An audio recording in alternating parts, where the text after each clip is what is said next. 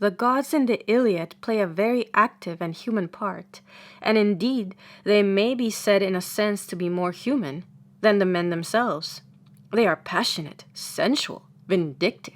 They have no sense of fair play, but are always ready to help their favorites by all means, fair or foul.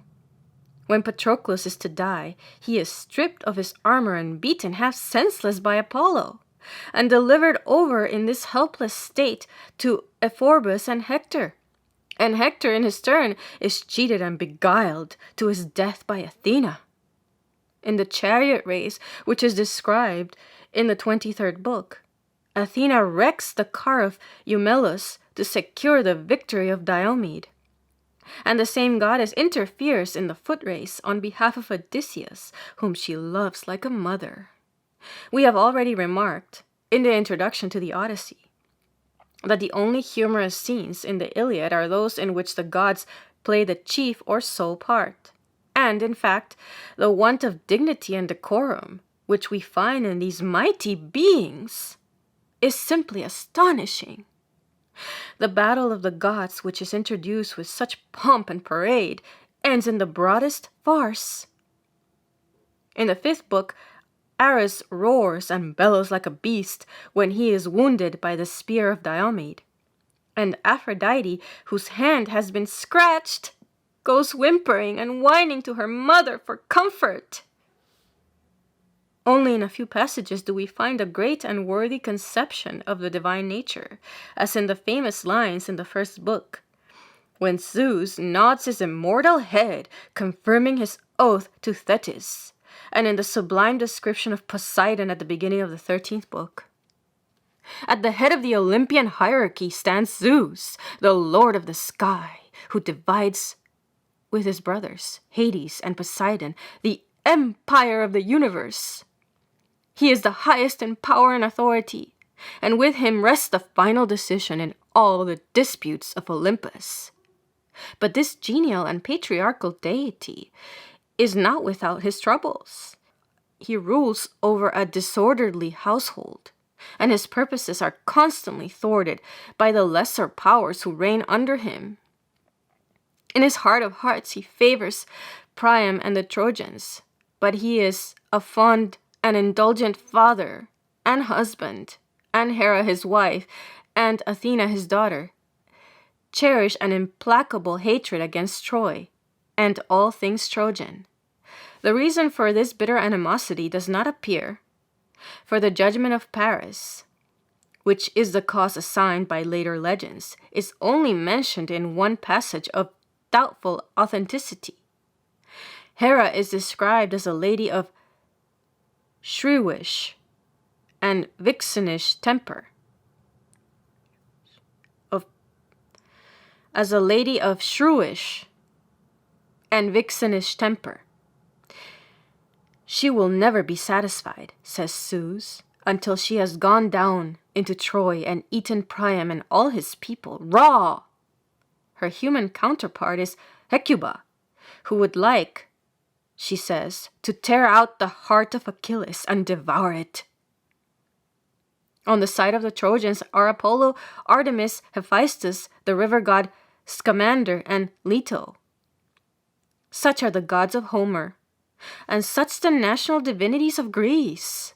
For the poems of Homer and Hesiod, as Herodotus informs us, are the chief sources of the popular theology.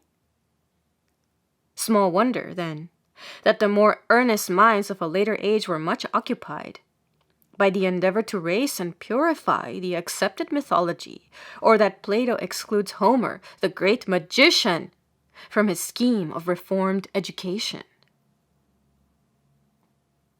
Of Achilles and Odysseus we have already spoken at some length, so that we have only to notice briefly the other chief characters.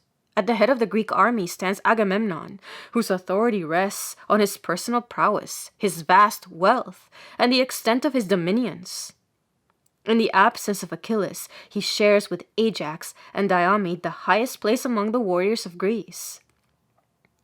A certain strain of weakness runs through his character. He is jealous of his authority and somewhat covetous, and at moments of crisis and peril he is always foremost in the councils of despair.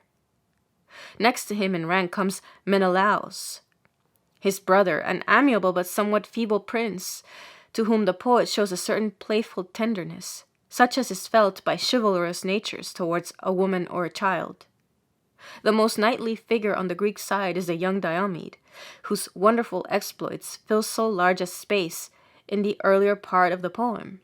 His gallant and buoyant spirit shines brightest when the fortunes of the Greeks are at their lowest ebb, and the beautiful episode of his meeting with Glaucus on the battlefield is a rare exception to the savage ferocity of Homeric warfare.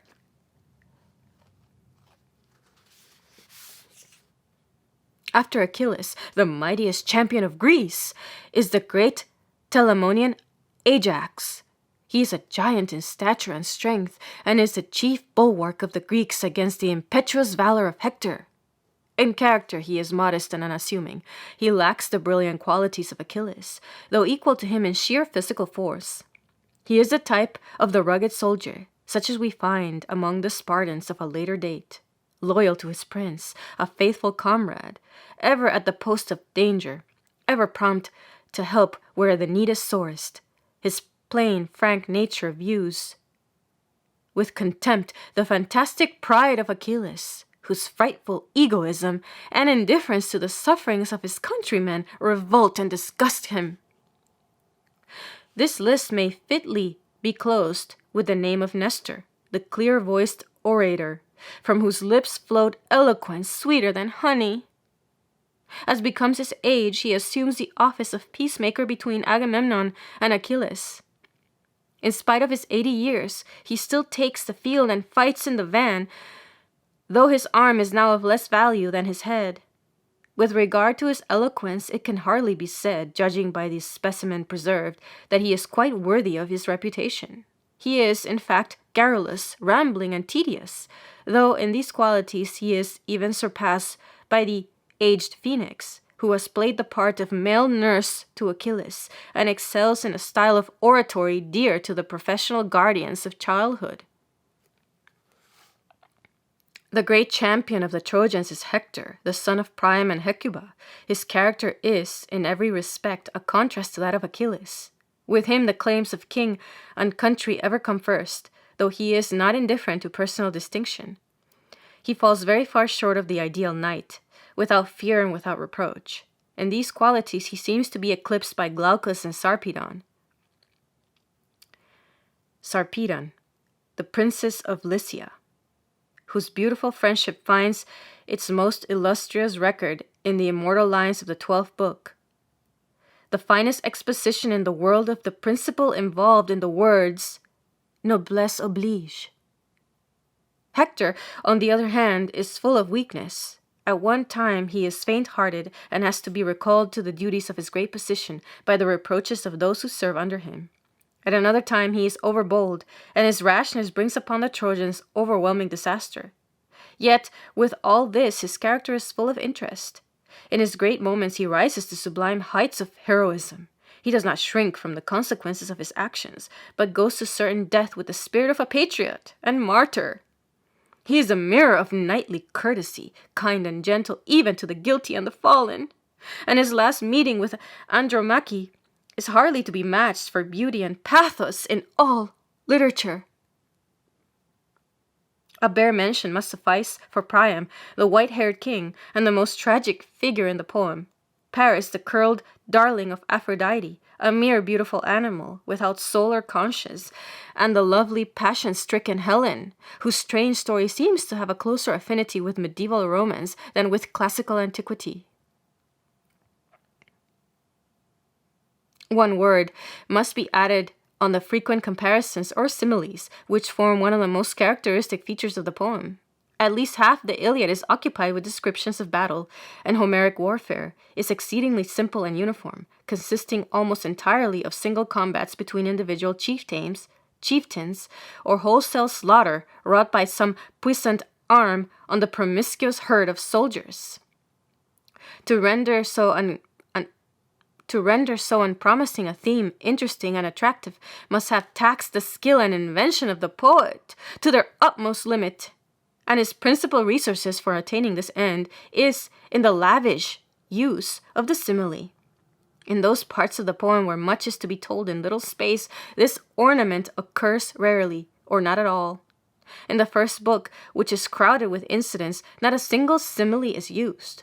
But where the action is to be delayed or elaborated, and especially in battle pieces, the similes are flung broadcast, shining like stars among the racing clouds of a stormy sky.